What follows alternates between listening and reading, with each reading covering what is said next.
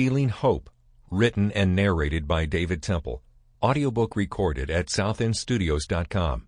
Desert Rain's poem by Faith Fisher. Song by Faith Fisher and David Temple. Score by Keith Dudley. Performance by Keith Dudley, Brad Bailey, and Gerard Betroni. Engineering by Ross Wisbaum. Song recorded at Ground Crew Studios.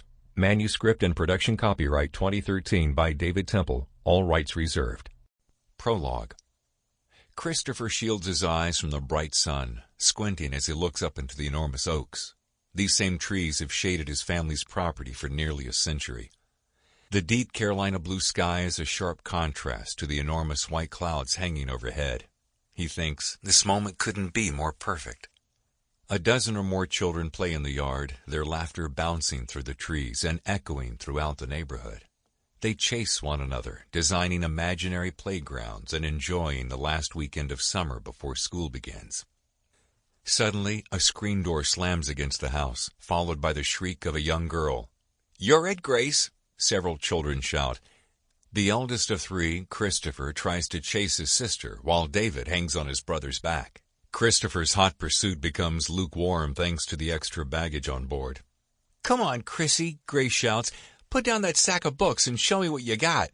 They all laugh as David jumps off Christopher's back. "Go ahead, Chris. You're not going to let a girl win, are you?" David chides. Christopher looks into his little brother's eyes, enjoying the friendly taunt, high-fives David, and sets out to catch his younger sister. Their mother, Angela, lounges in a chaise, enjoying the shade. Her eyes meet Christopher's, and she smiles, turning to see her baby girl run circles around the others, then back toward the house. "You show 'em who's boss, Gracie," Angela shouts. Their father, Jonathan, snoozes on a nearby lounge chair, unfazed by the screams of the children. Angela returns to her novel. Like the high school running back he once dreamt of becoming, Christopher playfully pushes off the children who are piling atop him. They cheer on Grace as she plans her escape. Now, just inside the house, Grace sticks her head out the screen door and taunts, "Do you really think you can catch me?" "Okay, little professor, you heard sis. Let me show her who's king of this yard. We know who's faster." Christopher is gone in the blink of an eye. As he enters the house, Grace is being shooed away by their grandmother, Daphne. He starts in one direction, around the large sofa, just as she fakes him out, heading in the opposite direction. Grace looks over her shoulder, shrieks, and sprints down the long hallway, extending an arm to the old plaster wall for balance. The sound of their running feet becomes muffled as they reach the carpeted hallway. At the end of the hall, she heads to the left, hesitates, then darts right toward the guest room. Christopher approaches the doorway to the quiet, dark room, waiting for his eyes to adjust. He doesn't see Grace as he nears the bed. He stops to catch his breath. Suddenly, Grace pops up from behind the bed and giggles, shaking their uncle who lies motionless on the large four-poster bed. She shouts, "Wake up, Uncle Carter!" He doesn't move. "Don't bother him, Gracie. He's taking a nap." She sees a glass of water on the bedside table and picks it up. Christopher notices a vodka bottle on the back of the nightstand and whispers loudly, "Stop, Gracie. That's a grown-up drink." She quickly spits it out. "Yuck! I told you. Come on. Let's go back out. It's your turn to be it." "Why do people drink that stuff?" "Makes them feel good, I guess. Come on. Let's go." Grace reaches to shake her uncle once more, but he doesn't move.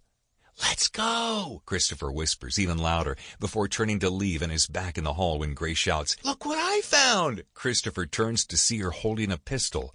"Grace, put that down. It's not a toy." She waves it around and says, "Let's play cowboys and Indians, and this time I'll be the cowboy." Panicked, he starts toward her. "Come on, Gracie, stop. It could be loaded. Come back outside and play." He turns to leave, hoping she'll follow, but glancing back, he sees Grace looking down the barrel of the gun. Terrified, he shouts, "Grace, put it down now!" Startled, her hand slips. Chapter 1. Part 1. Painful Memories. As the gunshot blast echoes throughout the house, Christopher sits upright in bed, his t-shirt in sheets, soaked with sweat. The blue of the full moon outside his window casts scary shadows across the bed. That looks like a body face down. His eyes dart around the room looking for her. The fan overhead spins slowly, reminding him of that awful moment. Was he still there? Were the dark shadows scattered across the wall her blood, or memories meant to torment him? His Sample complete. Ready to continue?